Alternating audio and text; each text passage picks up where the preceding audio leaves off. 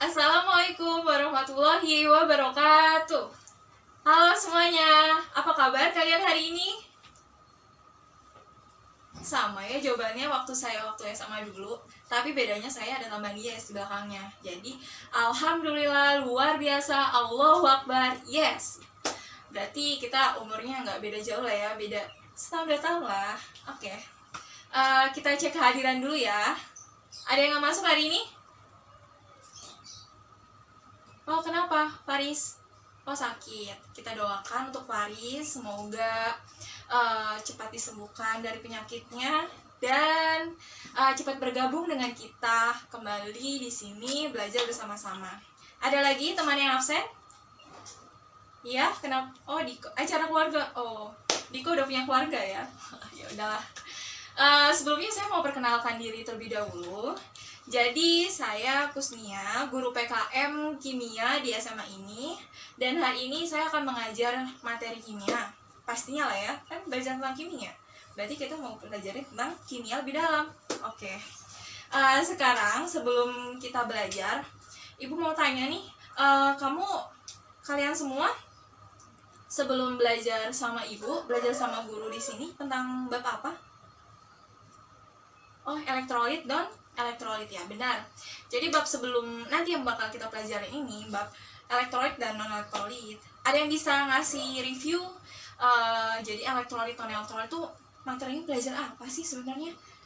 Ya, iya benar sekali. Kamu 100 buat kamu deh, pinter deh.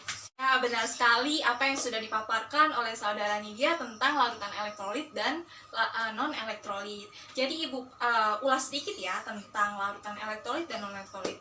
Jadi larutan elektrolit adalah larutan yang dapat mengantarkan arus listrik dengan ditandai adanya lampu menyala dan adanya gelembung. Sedangkan larutan non-elektrolit adalah larutan yang tidak dapat mengantarkan arus listrik, ditandai dengan tidak adanya gelembung dan lampunya tidak menyala. Nah, sedangkan larutan elektrolit dibagi dua lagi menjadi elektrolit kuat dan lemah. Bedanya dari kedua itu adalah kuat, dia mengantarkan arus listriknya, lampu yang menyala lebih terang daripada yang lemah. Sedangkan untuk gelembung, lebih banyak gelembung yang dihasilkan pada elektrolit kuat, sedangkan elektrolit lemah gelembungnya sedikit. Oke, itu ulasan review untuk materi sebelumnya supaya kalian gak lupa. Sekarang kan mau menerima materi baru lagi supaya materi yang lama tidak dilupakan. Oke, nah sekarang kita mau belajar tentang redox. Ada yang tahu ya redox itu apa? Ada yang tahu? Ya benar sekali, kalian pasti nggak tahu soalnya ini materi baru buat kalian. Sebelumnya kan semester 1 kalian udah belajar tentang yang pertama apa? Iya benar, pengenalan kimia. Kalian tuh harus tahu kimia itu apa sih? Belajar tentang apa? Setelah pengenalan kimia, kalian belajar tentang struktur atom. Bagaimana sih bentuk atom itu? Terus setelah struktur atom, kalian belajar tentang sistem periodik unsur, di mana ada unsur yang banyak sekali dalam ilmu kimia. Nah, kalian pelajari lebih dalam tentang unsur-unsur tersebut di sistem periodik unsur yang telah kalian dapatkan di semester 1. Setelah sistem periodik unsur, kalian belajar tentang ikatan kimia. Ada apa aja sih ikatan yang dalam suatu senyawa itu ikatannya apa aja gitu. Nah, setelah itu lanjut ke semester 2, kalian belajar tentang larutan elektrolit dan non-elektrolit yang sudah saya review tadi. Nah, sekarang kalian belajar tentang redox. Nah, sekarang coba kalian tebak-tebak deh, coba redox itu apa? Oh Bu, redox ini Bu, oh ini Bu, gitu. Coba kalian tebak. Iya benar sekali, itu kamu tahu. Jadi redox itu singkatan dari reaksi reduksi dan oksidasi. Nah, sekarang coba kalian sebutkan peristiwa yang melibatkan redox di dalamnya. Apa coba? Ada yang tahu? Ayo, ada yang tahu? Nah, jadi coba deh, kalian pernah nggak sih makan apel? Pasti pernah dong. Nah, kalau pas kalian ambil, waktu kalian ambil dari kulkas apelnya, terus kalian gigit atau kalian potong, lalu setelahnya kalian letakkan di atas meja, terus kalian pergi keluar sebentar atau main atau membantu ibu, membantu ayah atau mengerjakan tugas. Nah, setelah itu kalian mau makan lagi apelnya dan ternyata daging apelnya itu berubah warna dari putih menjadi kecoklatan. Nah, itu merupakan salah satu peristiwa redox. Jadi kenapa kok bisa daging apel berubah warna dari putih menjadi kecoklatan? Ada yang tahu? Nah ya, benar sekali ya. Karena kita mau belajar tentang redox, pasti ada redox ya Bu? Ya benar-benar. Benar juga benar, 100 buat kamu. Jadi, kenapa daging apel itu berubah dari putih menjadi kecoklatan? Karena daging apel mengalami reaksi oksidasi yang menyebabkan perubahan warna dari putih menjadi kecoklatan. Nah, benar sekali. Nah, coba sebutkan lagi peristiwa yang melibatkan redox di dalamnya. Ada yang tahu selain apel tadi? Ya? Ya, benar sekali, paku berkarat. Oke, good. 100 buat kamu. Good job. Jadi, kenapa paku berkarat itu merupakan peristiwa redox? Ada yang tahu? Jadi, paku berkarat itu merupakan salah satu peristiwa redox. Paku terbuat dari apa? Besi. Ya, benar. Besi. Salah satunya besi. Nah, besi akan terkontaminasi oleh udara yang mengandung air sehingga terjadi reaksi pengkaratan yang merupakan salah satu redox, salah satu peristiwa redox, yaitu reaksi pengkaratan. Nah, benar sekali. Jadi, kalian sudah sebutkan peristiwa yang melibatkan redox dalamnya, seperti apel, terus ada paku yang berkarat, benar sekali. Nah, jadi kita akan membahas seputar itu. Kita akan membahas lebih lanjut lagi, apa sih redox? Sebenarnya apa sih redox gitu. Jadi, tetap perhatikan apa yang Ibu jelaskan. Jadi sebelum kita belajar lebih dalam lagi, mengupas lebih dalam tentang redox itu apa, pasti kalian belajar harus punya tujuan. Kalian duduk di sini, bersekolah, pasti punya tujuan dong. Pasti punya cita-cita. Ada yang mau jadi pilot, jadi polisi, jadi guru, jadi insinyur, atau jadi apapun yang kalian suka, yang pasti bermanfaat untuk negara. Pasti kalian punya tujuan. Kenapa kalian melakukan itu? Nah, sama juga seperti kita belajar redox pada hari ini. Jadi harus punya tujuan. Sebenarnya tujuan kita tuh apa sih? Kenapa kita belajar redox? Jadi tujuannya kita untuk belajar redox itu agar kamu bisa menentukan bilangan oksidasi dari redox atau bilox. Nah, nanti akan kita kupas lebih dalam. Terus kalian akan bisa mempelajari tentang apa itu redox, terus perkembangan pengertian redox. Jadi pengertian redox itu nggak hanya tentang reaksi reduksi dan oksidasi. Ada tinjauan dari berbagai aspek. Nah, nanti akan dikupas. Setelah itu kalian akan paham apa itu oksidator, apa itu reduktor, dan ada autoredox dan cost proportionasi itu apa. Nah, karena udah tahu tujuannya, jadi kita Ibu tarik garis merah. Jadi kata kunci kita untuk belajar redox kali ini ada bilox, redox, cost proportionasi, autoredox, oksidator, dan reduktor. Oke, kita mulai pembelajaran hari ini ya. Nah, tadi kan kita udah belajar tentang redox itu apa. Jadi reaksi reduksi oksidasi itu hanya singkatan ya. Jadi sekarang kita akan belajar pengertian dari redox itu lebih dalam lagi, ditinjau dari berbagai aspek. Salah satunya penggabungan dan pelepasan oksigen.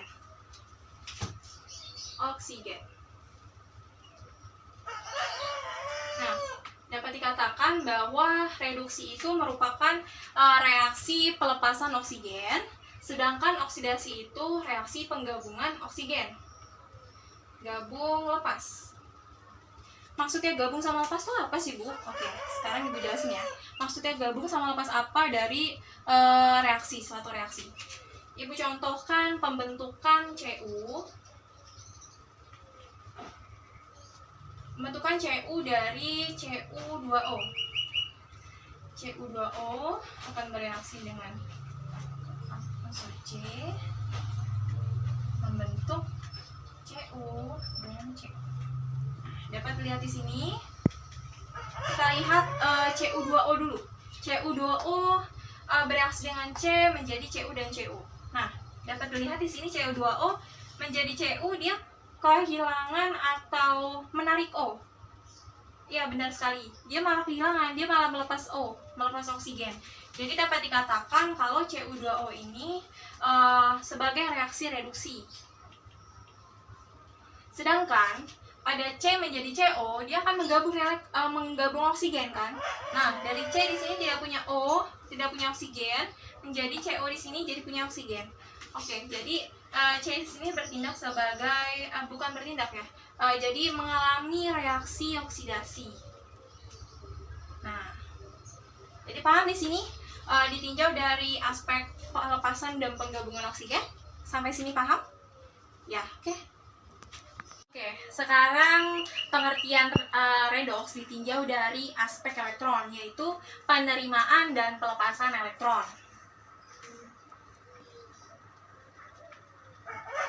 Nah, dapat dikatakan bahwa reaksi reduksi merupakan reaksi penerimaan elektron, kita tulis ini terima, dan reaksi oksidasi adalah reaksi pelepasan elektron, kita sini tulis lepas. Oke, jadi apa sih maksudnya terima dan lepas elektron itu maksudnya apa? Kita langsung ke persamaan reaksi. Cl2 menjadi Cl-, lalu ada reaksi Na menjadi Na+. Nah, dapat lihat di sini ya, kalau misalkan Cl2 untuk menjadi 2 Cl maka dia harus menerima 2 elektron agar menjadi Cl-. Jadi bisa dikatakan bahwa persamaan reaksi yang di atas itu merupakan reaksi reduksi. Nah, yang di bawah Na itu Na+ akan melepas 1 elektron untuk menjadi Na. Berarti dapat dikatakan reaksi bawah itu merupakan reaksi oksidasi atau reaksi melepas elektron. Oksidasi. Oke, sampai di sini ada yang mau tanya? Sekarang pengertian redoks ditinjau dari biloks. Tadi apa biloks? Ya benar, bilangan oksidasi. Nah, kalau jika ditinjau dari biloks atau bilangan oksidasi, reduksi merupakan reaksi penurunan bilangan oksidasi, turun. Sedangkan oksidasi merupakan reaksi kenaikan bilangan oksidasi, naik. Oke, kita langsung ke contoh aja ya, supaya kita bisa tahu mana yang reduksi, mana yang oksidasi ditinjau dari biloks.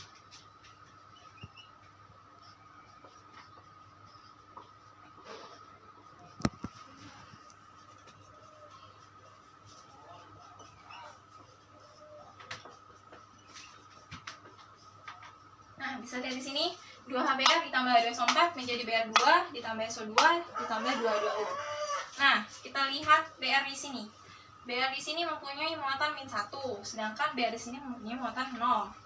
Lalu S di sini punya muatan +5, sedangkan S di sini punya muatan +4. Nah, bisa dilihat dari -1 ke 0, kira-kira naik atau turun? Naik, benar. Naik. Lalu dari +5 ke +5 ke +4 naik atau turun? Turun. Ini turun. Nah, jadi reaksi naik ini namanya reaksi apa? Pinter, oksidasi. Oksidasi. Sedangkan reaksi turun ini namanya reaksi apa? Iya benar, reduksi. Belum dihapus ya papan tulisnya. Reduksi. Oke.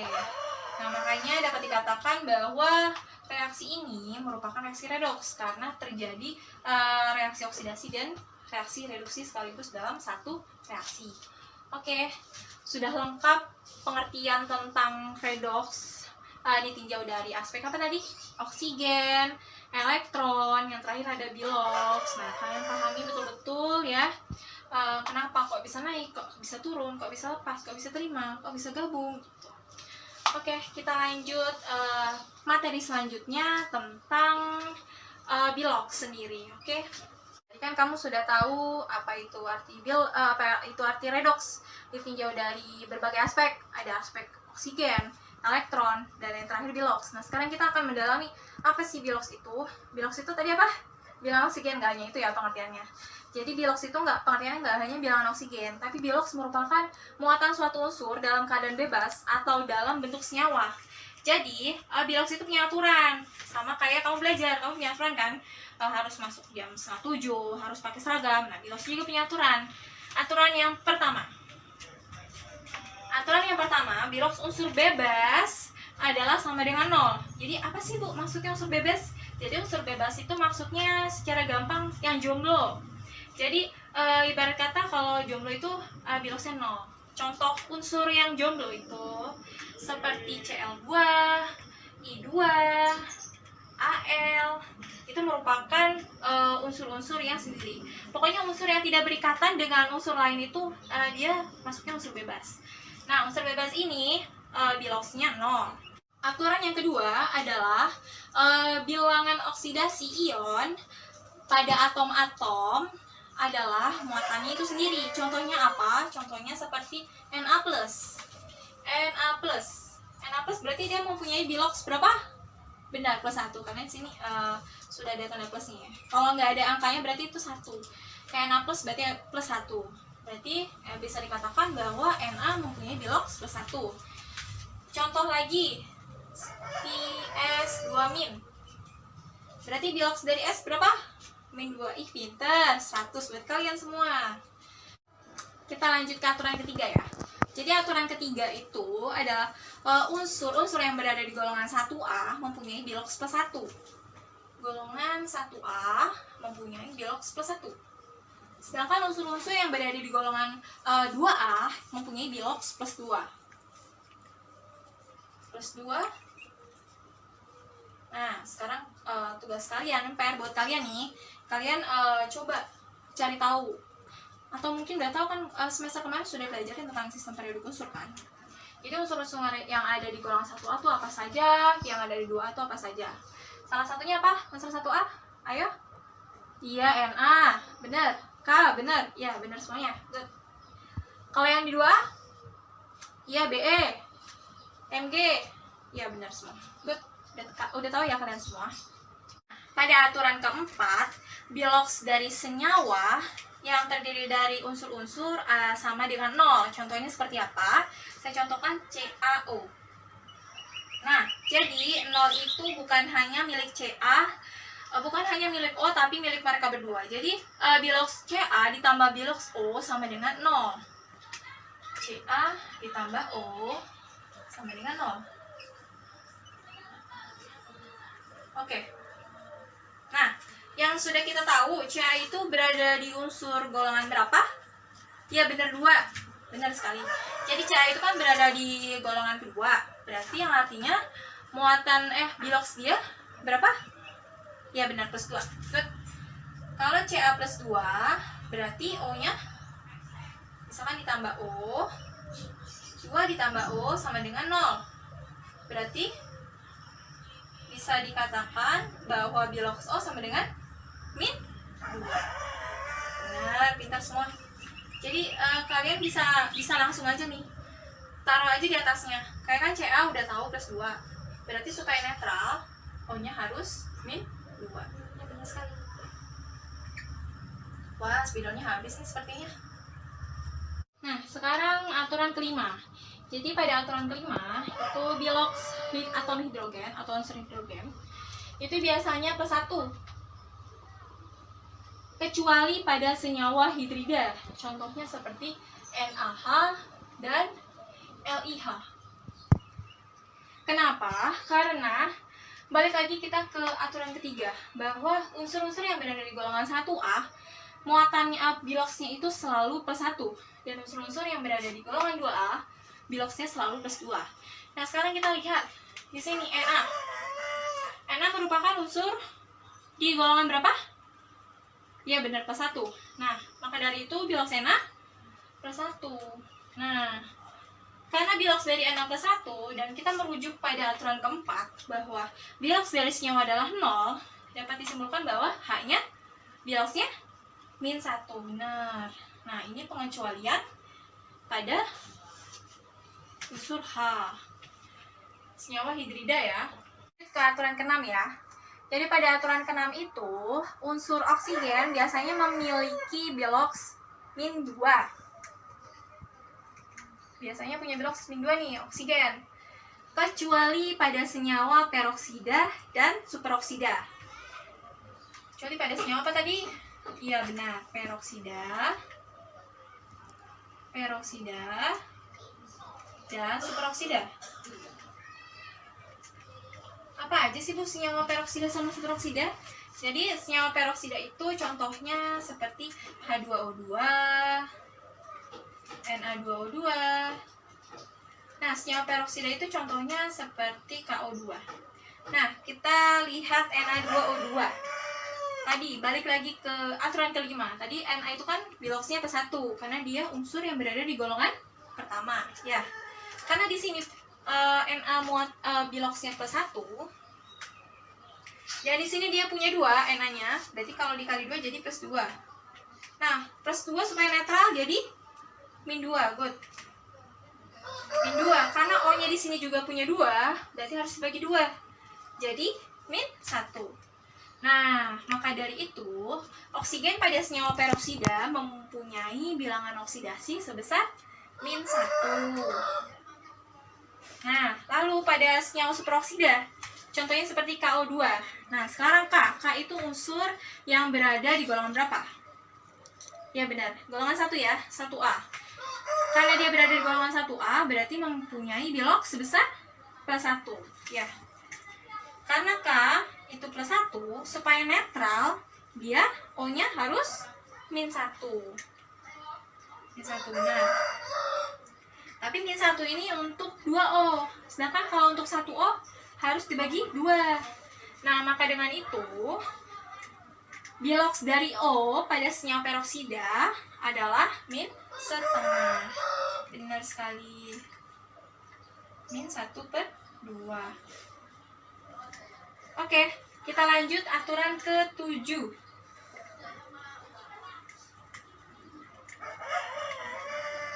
Nah, pada aturan ke-7, bilox pada ion poliatomik adalah muatannya itu sendiri. Maksudnya apa? Jadi jumlah atom-atom yang terdapat pada ion poliatomik adalah muatannya itu sendiri. Contohnya seperti OH-. OH-. Nah, berarti min itu bukan hanya punya H atau punya O saja, tapi -1 itu atau -1 itu merupakan jumlah dari bilox O dan H.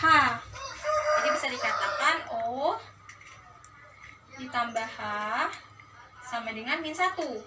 Nah, kita tahu biasanya O itu biloxnya berapa? -2, benar.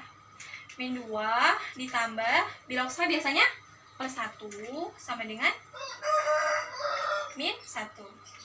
Nah, benar kan? Berarti -1 sama dengan -1. Nah, oke. Kita lanjut ke aturan ke-8. Jadi kalau aturan ke-8 itu simpel ya. Aturan ke-8 itu, tahu kan unsur fluor? Tahu? Ya, benar. Jadi unsur fluor itu dalam setiap senyawa apapun mempunyai bilox -1, selalu -1, always -1, sama seperti kayak golongan 1A dan 2A.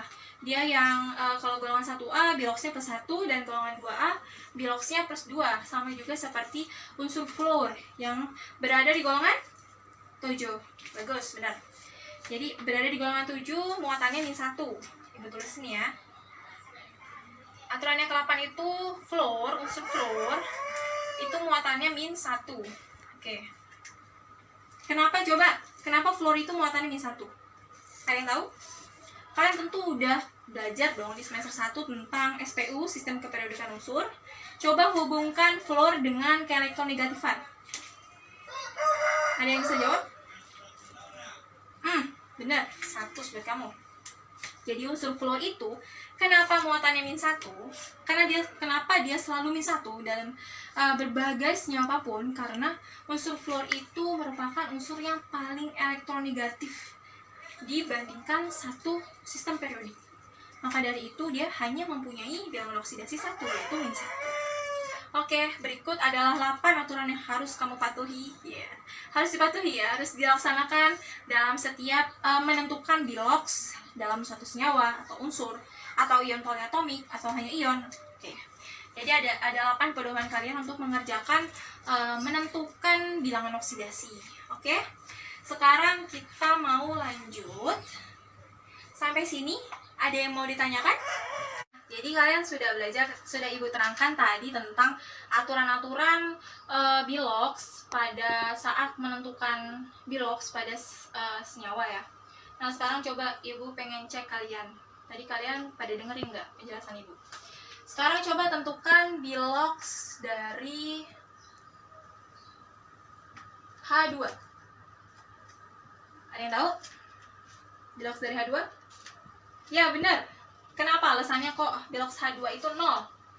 Kenapa coba? Wah, karena jomblo, Bu. Oh iya, benar. Boleh.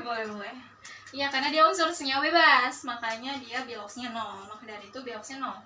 Oke, Ibu kasih contoh lagi seperti SO42-. Aduh, videonya habis. SO42-. Nah, berapa bilox dari, Ibu mau nanya S berapa? Ada yang bisa? Masih bingung ya? Jadi SO42- itu merupakan apa? Ion poliatomik, benar. Jadi SO42- itu merupakan ion poliatomik. Nah, sehingga biloxnya sebesar muatannya -2. Nah, berarti -2 ini punya S juga punya O. S ditambah ini bilox O punya berapa? Punya 4. Berarti 4 bilox O sama dengan -2. Benar. Yang udah kita tahu, bilox O berapa? Bilox O -2 ya. Jangan malu-malu dong, nggak apa-apa. Salah nggak bakal saya omelin kok, nggak bakal saya gigit. Oke, lanjut ya. S ditambah tadi O -2. Karena ada 4 kali berarti -8. Cerdas, beneran anak-anak Ibu. Sama dengan -2. Berarti S sama dengan berapa? Ayo matematikanya digunain gimana ini? Ayo, ketahuan yang nggak bisa matematika. Sama dengan 6, benar. Plus 6. Nah, jadi dapat disimpulkan kalau bilox S pada unsur poliatomik SO42- adalah plus 6. Good. Mantul semuanya. Jadi kalian sudah belajar, sudah Ibu terangkan tadi tentang aturan-aturan bilox pada saat menentukan bilox pada senyawa ya. Nah, sekarang coba Ibu pengen cek kalian. Tadi kalian pada dengerin nggak penjelasan Ibu? Sekarang coba tentukan bilox dari H2. Ada yang tahu? Bilox dari H2? Ya, benar. Kenapa alasannya kok bilox H2 itu 0? Kenapa coba? Wah, karena jomblo, Bu. Oh iya, benar. Boleh. Iya, karena dia unsur senyawa bebas, makanya dia biloxnya 0. Maka dari itu biloxnya 0. Oke, Ibu kasih contoh lagi seperti SO42-. Aduh, videonya habis. SO42-. Nah, berapa bilox dari, Ibu mau nanya S berapa? Ada yang bisa? Masih bingung ya? Jadi SO42- itu merupakan apa? Ion poliatomik, benar. Jadi SO42- itu merupakan ion poliatomik. Nah, sehingga biloxnya sebesar muatannya -2. Nah, berarti -2 ini punya S juga punya O. S ditambah ini bilox O punya berapa? Punya 4. Berarti 4 bilox O sama dengan -2. Benar. Yang udah kita tahu, bilox O berapa? Bilox O -2 ya. Jangan malu-malu dong, nggak apa-apa. Salah nggak bakal saya omelin kok, nggak bakal saya gigit. Oke, lanjut ya. S ditambah tadi O -2. Karena ada 4 kali berarti -8. Cerdas, beneran anak-anak Ibu. Sama dengan -2. Berarti S sama dengan berapa? Ayo matematikanya digunain gimana ini? Ayo, ketahuan yang nggak bisa matematika. Sama dengan 6, benar. Plus 6. Nah, jadi dapat disimpulkan kalau bilox S pada unsur poliatomik SO42- adalah plus 6. Good. Mantul semuanya. Kita akan membahas materi selanjutnya terkait dengan oksidator dan reduktor. Nah, kira-kira kalian semua yang ada di sini nih, tahu nggak sih sebenarnya apa sih oksidator? Apa itu reduktor? Ada yang tahu? Tadi kan kita udah bahas tentang apa itu reduksi, apa itu oksidasi. Nah, sekarang kita akan belajar apa itu reduktor dan apa itu oksidator. Nah kan namanya mirip-mirip tuh. Kira-kira ada yang tahu nggak? Atau nggak ada yang bisa nebak apa itu oksidator dan apa itu reduktor? Ada yang tahu? Ya, Friska, apa? Kalau kata Friska, oksidator adalah yang mengalami reaksi oksidasi, katanya. Kalau kata siapa lagi? Ayo, siapa yang mau mengutarakan pendapatnya lagi? Gak apa-apa, utarakan aja. Ibu gak gigit kok.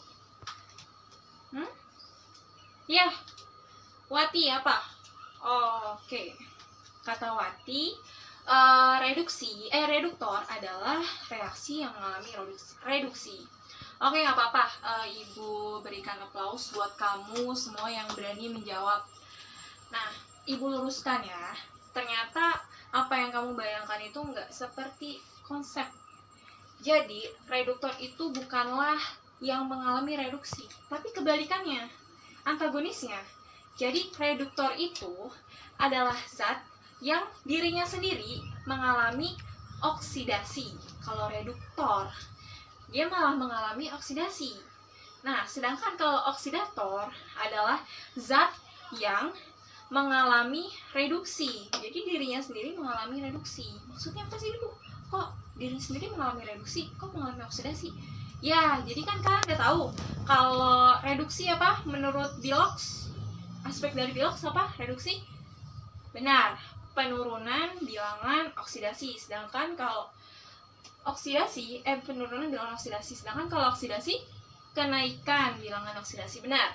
Jadi reduksi turun, oksidasi itu naik. Benar sekali, semuanya benar. Nah, karena reduktor, jadi kalau reduktor itu kan yang mengalami oksidasi. Ya sudah, berarti kalau reduktor itu yang naik bilangan oksidasinya. Sedangkan oksidator yang turun bilangan oksidasinya. Sekarang kita langsung masuk contoh aja ya, biar tahu yang mana reduktor, yang mana oksidator. Oh iya, ada tambahan lagi. Kalian bisa bedain mana reduktor, oksidator, mana yang hasil reduksi dan mana yang hasil oksidasi. Ibu contohkan satu ya.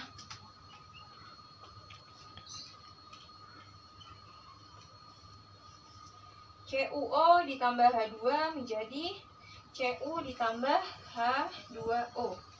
Nah, sekarang semuanya coba lihat ke sini.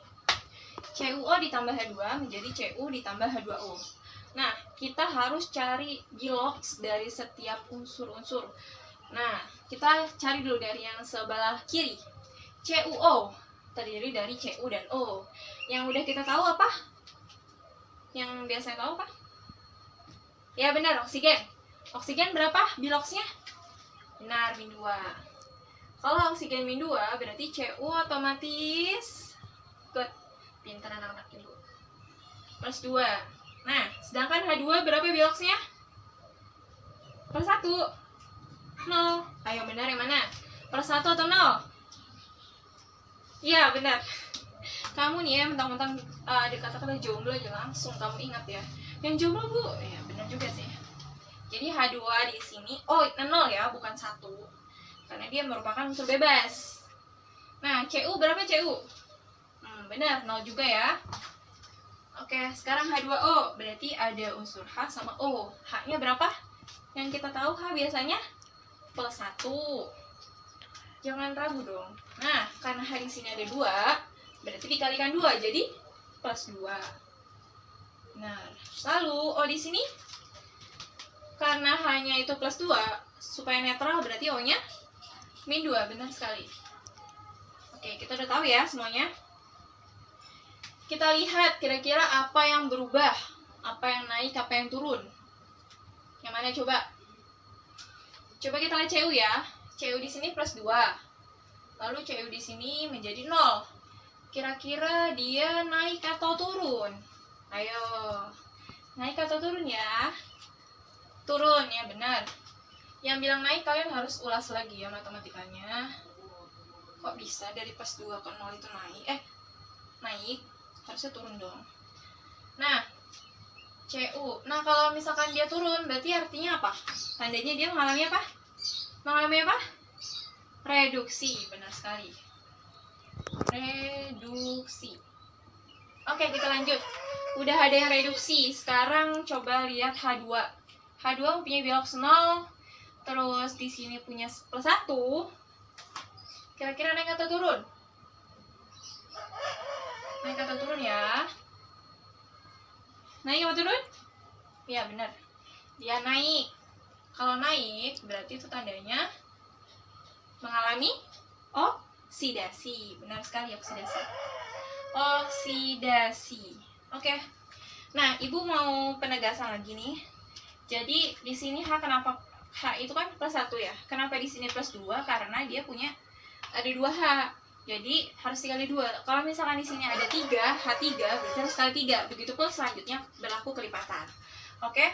Nah, di sini kan sudah ada yang reduksi, sudah ada yang oksidasi. Nah, sekarang tentukan reduktornya apa, oksidatornya apa,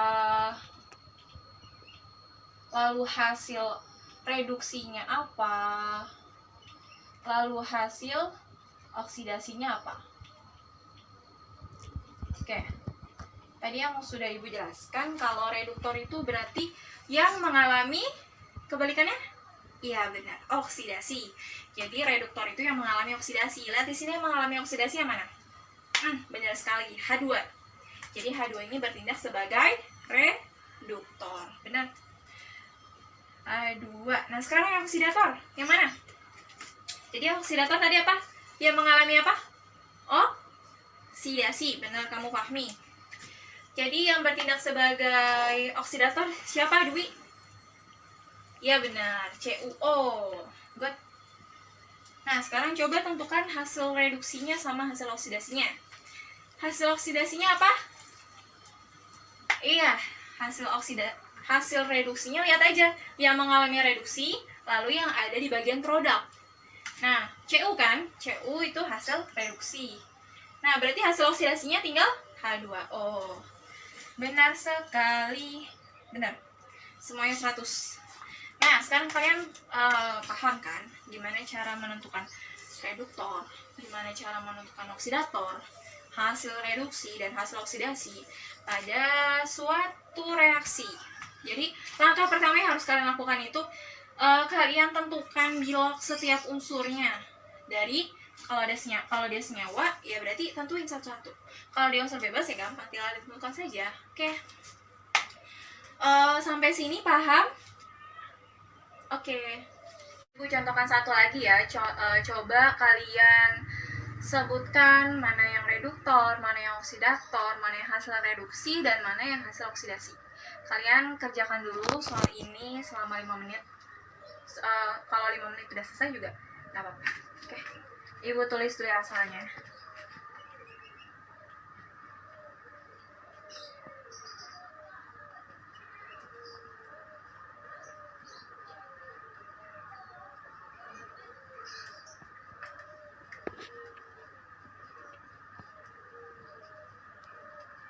Oke.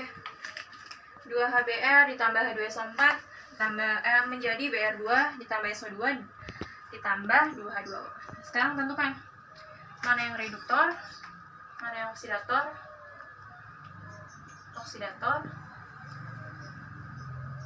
mana yang hasil reduksi, dan mana yang hasil oksidasi. Waktu kamu dimulai dari sekarang. Selesai waktunya, udah 5 menit. Siapa yang bisa jawab? Ayo. Ya, maju. Silakan maju. Atau enggak, apa deh? Reduktornya apa? Oksidatornya apa? Hasil reduksinya apa? Atau hasil oksidasinya apa? Ya. Ya, coba kita cek ya. Benar atau enggak apa yang dibilang sama Nafisya. Kita cek satu-satu unsur berapa biloxnya. Dimulai dari HBr. Kira-kira H berapa biloxnya? Iya benar, plus 1. Karena H plus 1 berarti Br min 1. Benar sekali. Sekarang H2SO4. Ayo dari H dulu. H-nya berapa H-nya? Plus 1. H always plus 1. Kecuali apa tadi? Senyawa apa? Hidrida. Good. Nah, karena di sini ada 2, berarti dia jadi berapa? Dikali 2 plus 2. Ya, benar sekali. Lalu S belakang. Oh dulu. Oh, berapa? min 2, benar, good. Karena dia ada 4 jadi, ih pintar anak-anak ibu. Nah sekarang gunakan konsep matematikamu. Plus 2 min 8 supaya netral jadi plus 6. Good. Oke, udah semuanya. Sekarang pindah ke BR2. BR2 berapa biloxnya? Ayo. 100 buat kamu. 0 lah. Karena dia apa? Dia jomblo makanya 0. Oke, good. Sekarang yang SO2 dimulai dari apa? Oh punya bilox min 2. Karena dia ada 2 berarti min 4. Oke, supaya netral min 4 jadi plus 4. Good. Bentar ya. Lanjut ke H2O. H-nya plus 1 karena dikali 2 jadi plus 2. Lalu O-nya supaya netral min 2. Good. Sekarang kita lihat deh. Mana yang naik, mana yang turun. Apa dulu? Nih BR. Dari min 1 ke 0, kira-kira naik atau turun? Naik atau turun? Naik. Pintar sekali ya anak-anak ibu.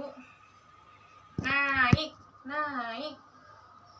Kalau naik berarti dia apa reaksinya? Oksidasi. Benar sekali. Oksidasi. Oke.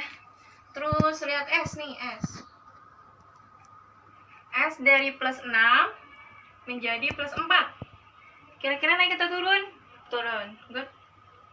Turun berarti menandakan bawah itu reaksi reduksi. Benar sekali. Reduksi. Nah, sekarang di sini baru kelihatan kan? Mana yang reduktor? Reduktor gimana? Dia mengalami oksidasi. Berarti reduktornya mana? HBr. Good. Good job. Oksidatornya ya H2SO4. Benar sekali. Gak usah malu-malu gitu dong. Gak apa-apa. Salah gak apa-apa kok. Hasil reduksinya yang SO2. Good. Hasil oksidasi yang mana? Yang mana oksidasi? Ini Br2. Good. Terus H2O-nya gimana, Bu? Ya udah, biarin aja. Dia kan nggak mengalami reaksi reduksi maupun oksidasi. Jadi ya sudah. Jadi udah bisa ya semuanya. Nanti kalau Ibu tugaskan harus bisa. Oke, kita lanjut ke materi selanjutnya. Lanjut ke materi selanjutnya, yaitu materi tentang autoredox dan konproporsionasi. Jadi apa sih itu reaksi autoredox? Apa itu reaksi konproporsionasi itu apa? Nah, kita ulas lagi tentang reduktor dan oksidator. Tadi kan biasanya kalau reduktor dan oksidator itu zatnya beda ya. Kayak misalkan yang tadi contoh CuO ditambah dengan Cl2 ya. Nah, itu kan punya reduktor sendiri, zat tersendiri, punya oksidatornya zat tersendiri. Tapi di autoredox dan konproporsionasi itu agak sedikit beda. Bedanya apa? Jadi autoredox itu adalah suatu reaksi yang oksidator dan reduktornya itu merupakan zat yang sama. Jadi oksidator dan reduktornya itu zatnya sama. Zat A misalkan. Nah, kan biasanya zat kalau misalkan reaksi redoks biasa oksidatornya zat A, reduktornya zat B. Tapi kalau di autoredox, oksidator dan reduktornya sama-sama zat A. Kita langsung ke contoh ya, biar kalian gak bingung. Itu yang tadi reaksi autoredox. Kasih contoh ya tentang autoredox. Cl2 ditambah NaOH menjadi NaCl ditambah NaClO ditambah H2O. Ini jaraknya terlalu jauh. NaClO. Oke. Nah, sekarang kita tentuin dulu nih bilox dari masing-masing unsur penyusunnya itu berapa. Nah, Cl2 biloxnya berapa? Ya benar. Jomblo, Bu. Oh, iya. Maksudnya bilox ya, saya nanyanya. No, ya benar. Lanjut. Na-nya? Na itu golongan 1A. Maka dari itu bilox Na plus 1. Good. O-nya? O-nya biasanya O itu biloxnya berapa? Iya benar, min 2. Kalau H plus 1. Good. Kita cek udah netral belum nih? Udah kan ya? Na tadi plus 1. Cl-nya Karena Na plus 1 berarti Cl supaya netral min 1. Benar sekali. Lanjut, Na kan selalu plus 1. Terus O-nya min 2. Supaya netral berarti Cl-nya plus 1. Jangan bingung. Walaupun di sini min 1 ini plus 1 nggak apa-apa, it's okay. Oke. Hanya plus 1 sama kayak tadi ya, format karena ada 2 jadi dikali 2. O-nya di sini min 2. Kita lihat sekarang. Cl yang di sini Cl2 menjadi NaCl, ternyata naik atau turun? Dari 0 ke min 1. Naik atau turun? Benar sekali. Dia turun. Kalau turun berarti dia mengalami reaksi reduksi. Benar? Oke. Nah, lihat lagi. Cl di sini ternyata ada yang menjadi plus 1. Nah, kalau plus 1 dari 0 plus 1 kira-kira naik atau turun? Naik atau turun? Good, naik. Naik, jadi reaksinya namanya oksidasi. Good. Mantul. Nah, berarti di sini dapat disimpulkan bahwa reduktor dan oksidatornya satu. Apa? Cl2. Nah, Cl2 sekaligus mengalami reduksi dan oksidasi. Benar sekali. Tapi kalau yang ditanya hasil reduksi dan oksidasi tetap ada dua ya. Hasil reduksinya NaCl dan hasil oksidasinya NaClO. Nah, benar. Itu tadi tentang autoredox. Nah, temannya autoredox kan ada cons proporsionasi. Nah, apa itu cons proporsionasi? Cons proporsionasi itu kebalikan dari autoredox. Jadi kalau autoredox itu reduktor dan oksidatornya adalah zat yang sama, tapi kalau cons proporsionasi, hasil reduksi dan hasil oksidasi itu merupakan zat yang sama. Good. Ibu kasih contoh tentang reaksi cons proporsionasi.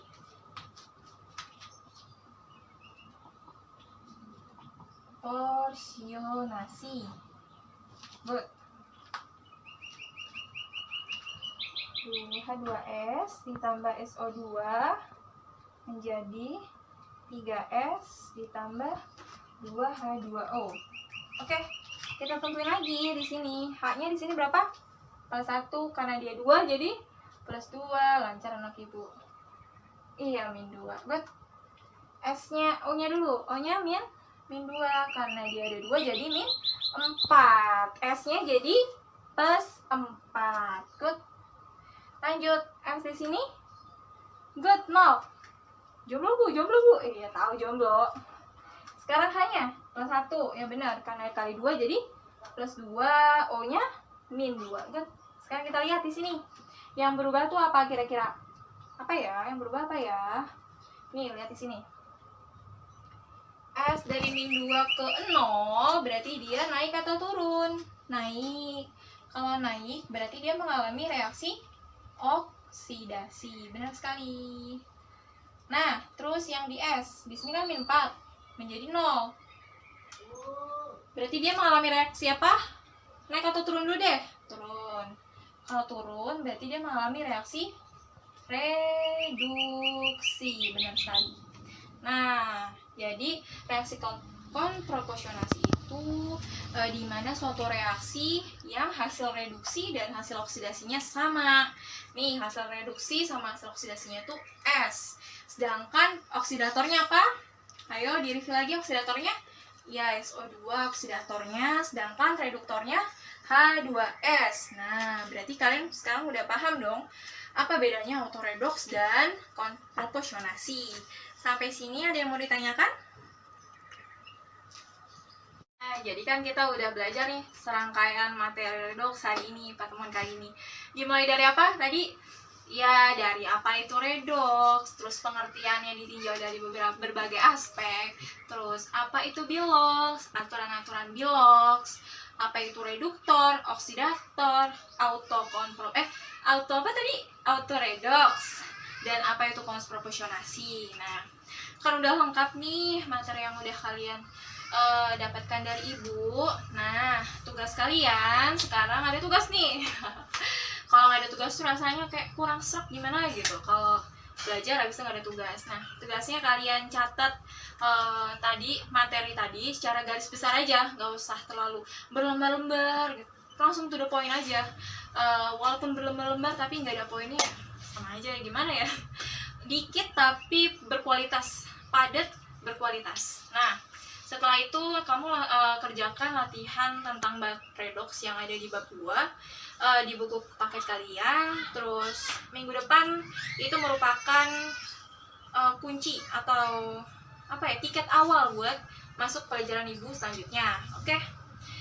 Sekian dari materi tentang redox yang dapat ibu sampaikan. Kurang lebih mohon maaf, kesempurnaan hanya milik Allah dan ibu hanyalah ladang dari kekurangan. Kurang lebih mohon maaf. Wassalamualaikum warahmatullahi wabarakatuh.